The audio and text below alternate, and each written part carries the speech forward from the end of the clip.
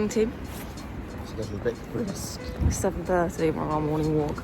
We're going to try and get in like 3 to 4k steps. I look exhausted. It's Black Friday week. It's Black Friday week, what do we expect? I feel like it's peak week. I know. Yeah, steps, then back for coffee, and then we work. Breakfast as well.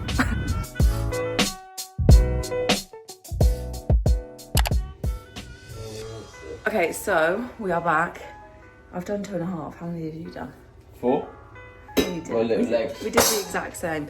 So we're on 2.5 steps. It's better than nothing, but we need to get back and work. It's coffee time.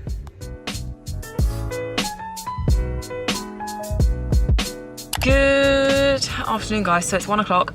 We are now off to the gym. I've got my 2 square bars, although it's not even a full day of eating, but I'll just show you anyway. You've had your 1 square bar. What are you training? Pull. I'm doing, I think I'm gonna do legs, but my back is still a little bit of a niggle, so I'm going extremely light. I'm gonna film it because obviously this kind of video is about how to grow your glutes, but it's a very light session for me and it's not that fun, but we move. It's better than nothing at the end of the day. So yeah, let's go train a very light session.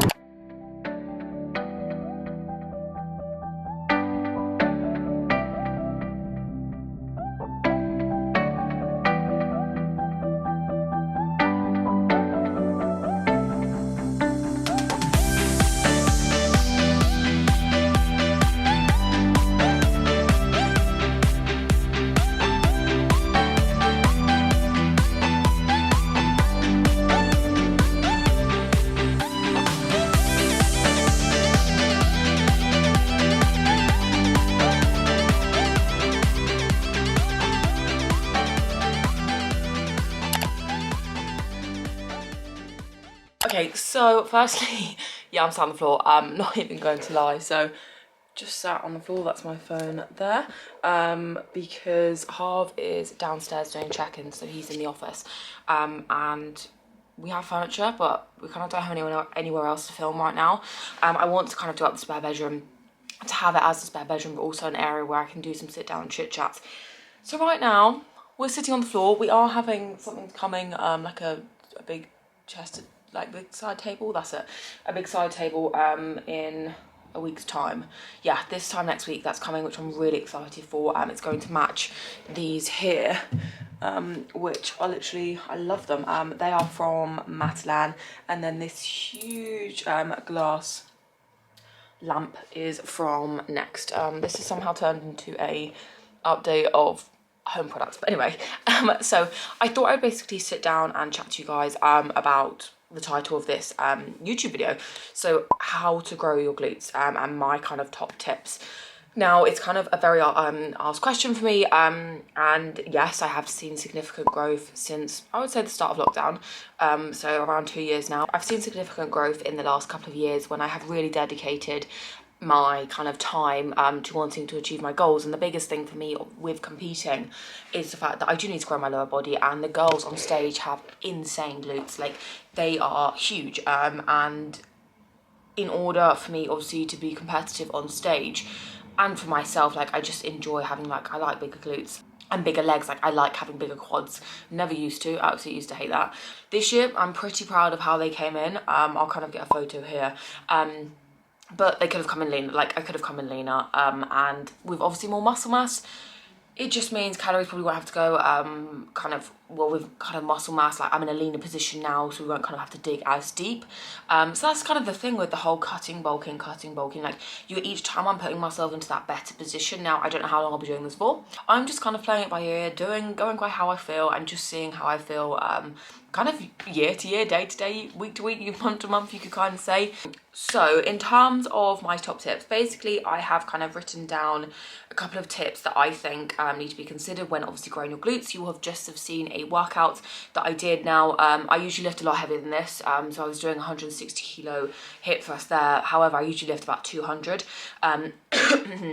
excuse me, so I usually lift 200 kilos. However, my back is still a little bit, it's not 100%, and there's no point me pushing like to failure, because at the end of the day I will just make myself worse. So what I have been doing for this week, last week I had fully off. This week I'm kind of easing myself back in. I'm doing my D volume sessions, so it's pretty much 1 to 2 sets at the moment, and they're not till failure. They are simply just kind of executing the movement with obviously good tempo, but not going to that failure point and not lifting absolutely crazy. I'm simply just listening to my back during this whole session. I did single leg hamstring curl and then seated hamstring curl.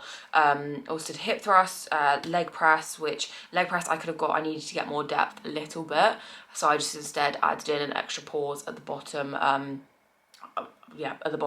extra pause, just because I couldn't get any lower. Obviously, like I said, I'm listening to my back. I know I need to go lower with the leg press, which is why I didn't go any heavier. I also finished with calf raises because that's what I hate them, but we do them. It's really frustrating, like really hard to not lift heavier, because that's what I love. Like, I literally love pushing myself, but it was still a good session. After 8 days off, it was good to be back for that first leg day, and I enjoyed it. As we can see, like, that is my workout. I basically got a new training program the other day.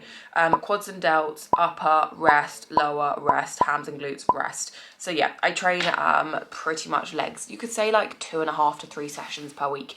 Okay, so tip number 1, I feel like this kind of touches on my workout that you have just seen, is your training program. Is progressive overload, is actually sticking to the same program. Now, what you'll see on Instagram is a lot of people go, oh, I'm bored of that program, I've done 4 to 8 weeks, I'm bored, can we kind of like change it up? Realistically, if you change it up, you're going back to that square one, because obviously you are then having to relearn everything, start those movements again, and start that kind of execution again, and learn where you are in those weights. Now, if you stick to a program for a solid amount of time and actually focus on progressively overloading in those sessions, you will see progress. So what I mean by kind of progressively overloading is basically, let's say you're doing hip thrust in week 1 at 50 kilos for, let's say your loading set is 8 reps. If you then the week after, okay, let's stick to 50 kilos, if your rep range is like 8 to 12, let's get to 9 reps. Actually, no, you can push to 10 reps. Actually, once you've hit that 12 rep range, that highest rep range, we push the weight up maybe to 55 kilos or 60 kilos. And we keep pushing that weight up with good tempo and good form, but obviously increasing the weight, increasing those reps within the rep range. And I think that's the biggest thing, that people think that they need to be changing that program like weekly. You do not. You need to stick to those basic movements. None of this like kickbacks on the Stairmaster, like, no, literally no, it's just dangerous, you'll injure yourself. Things literally like the staples, get your hip thrusts in there. RDLs, I love them. Got your leg press, I love things like hyperextension, adductor.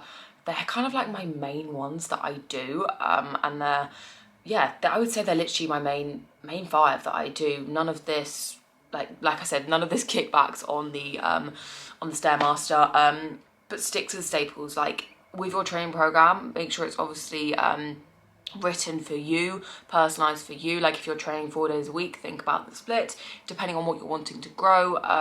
There's so many different factors to kind of to take into account with the training program. But the other thing with the training program is make sure it's not too long. So what you'll see sometimes is, okay, yeah, 10 exercises, and then you're knackered, like you are so tired that you can't actually execute the movements with obviously progressively overloading. So you want to make sure you're not training too much, like you have a good amount of rest in there with that program, but also you are sticking to that program for a prolonged period of time, because you'll see the benefits from sticking to it. Yes, it can get boring, but it works. Like, it literally works. It's that thing of, actually, instead of looking at, oh, it's boring, look at, okay, yes, I can work on pushing that weight up, strength. Like, for me, I was on the same program throughout the whole of that lockdown, throughout my whole of my prep, like from January until, when did we come out of lockdown? Whenever we came out, like, I started with Cal in December. I have been on that same program until lockdown ended, and I had another program which I then stayed on for the entire rest of the prep. So in the kind of 27-ish weeks, I had 2-ish programs, I would say. And to be honest, they're pretty much identical, but obviously because gym and home, there was that slight change there. But if they weren't, like, they're pretty much identical. Like, I literally do not do glute activations. I do not do glute cool down finishes. I simply do warm-up sets. Like, let's say for my hip thrust, I will do 2-3 reps warm up, the push up again, 2-3 reps push up, until I get obviously that loading set, it's my heaviest set, and then I'll perform the top set, that biggest set, and then drop down for my back off set with more reps. So yeah, I literally do not do I do not spend hours doing that glute activation, glute finishes, does not interest me at all. The other one, time. Now time is such an important thing. Now people expect, oh, I've done a month on this kind of working hard that I should see inches on my glutes. No, like literally no, it's going to take time. Rome was not built in a day, so your glutes are not going to be built in a day or a month. It takes years and years, months and months of hard work and consistency to get those glutes growing. And of course, you just have to kind of enjoy the journey, and I think that's the biggest thing. Like, treat it as though it was part of your journey at the end of the day. Like, you have to just learn to enjoy it and kind of go, actually take the small wins. If you're doing check-ins every week, which I highly recommend, take those small wins and actually kind of point something out that you like in those check-ins. For myself, it was that, okay, I've had a week where, yeah, I haven't trained, but I've actually made some incredible memories with people, and I've enjoyed food. And I'm fab, like, I'm rested, I'm ready to go again. I've had weeks post-show, I'm like, wow, I'm actually seeing some curves coming back, like, I'm loving this. On prep, and that I've gone, okay, pointing out different things, okay, yeah, I'm actually really proud of myself for this week. So, food. You cannot grow your glutes on 1,200 calories per day. To grow your glutes, you need to eat.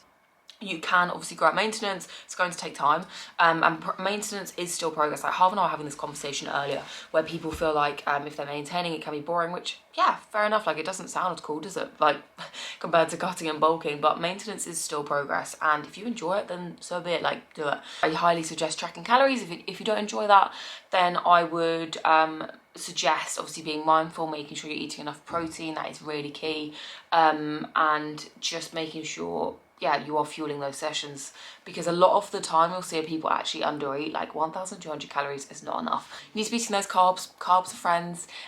In terms of kind of how do you determine how much to eat, I would suggest so kind of tracking your food for a couple of days, see what you're currently eating, obviously monitor your weight and your obviously measurements, etc., throughout that time for a couple of days to a week to 2 weeks. See if your scales are moving, if they're dropping, obviously you're in a deficit. If they're not changing, you're maintaining. If they are increasing, then you're in a surplus, and that's kind of how you can see where you're currently at. And for me, obviously I am in a surplus, like, I'm seeing my weight go up. I have seen it kind of stay around the mid 75 kilo mark right now, but the main thing for me is that I do not drop weight now. So obviously with training not being as intense, I want to make sure I'm not dropping weight, and that is literally key right now. So that's why rest day calories are pushed up. The other thing is actually rest. Now, it may sound like stupid, but what you'll see people think, to grow my glutes, I need to train 5 to 6 days a week, just glutes. No, that's literally not the case. You simply need to be making sure those training sessions are effective. Like I said, I train legs 2.5 days per week, and that is plenty, like literally plenty. If you are training that muscle group so many times per week, you're not going to be able to recover. You are not going to be able to lift as heavy, because you're going to be fatigued and you're going to be tired. You're going to be tired. The other point is the scale weight. Now, this is kind of quite a general thing. You are going to see those scales fluctuate, like, they are going to fluctuate, and obviously if you're in a surplus, they are going to increase, and that is okay. Like, it's okay to see the scales increase, like, it does not define you, it doesn't matter. Also clothing, like, these are quite general points, to be honest, but what I would say is, if your clothes start to like not fit you, you're growing. Take it as positive. A lot of people will be like, oh, like, I'm fitting out, my clothes do not fit me anymore. So what? You are simply growing, and that means, okay, they go to the side, we get new clothes. Those clothes are there to fit you, like, you are not there to fit the clothes. Every shop is different. For example, I could be a large in Zara, whereas I could be a small in Topshop. There's so many different things to consider. If obviously you are in that financial position, I would suggest getting yourself a coach. That's not kind of a plug of my own coaching, although but I would suggest getting yourself a coach, because they can hold you accountable, they can help you with obviously that growth, they can take you through it, but like I said, you have to allow time. Like, you cannot expect to see results in those 12 weeks with glute growth. Like, it's just not going to happen. That's kind of the reality of it. So yeah, I hope that was kind of useful. Let me know what you guys think. Like I said, I've shown my workout program, like kind of part of my session at the start of this. I won't share the kind of sets and reps, also tempos, because that kind of is my program. Tempos is another thing. If you are not sure what they are, highly recommend looking into them. They will intensify your workout like you would not believe. They are horrible, like literally horrible. My clients that are probably watching this will probably be laughing because they know how savage and disgusting tempos can be. I always say when I sign them up, I'm like, you are going to love me and you are going to be cursing me during that training program, but I will be there giggling away thinking, she's smashing it. So yeah, tempos is another thing. So yeah, I hope you guys did enjoy that. Please remember to hit the like button and subscribe. Let me know what to see next week. It will probably be a full day of eating because I love doing those. But yeah, I will catch you guys in the next video.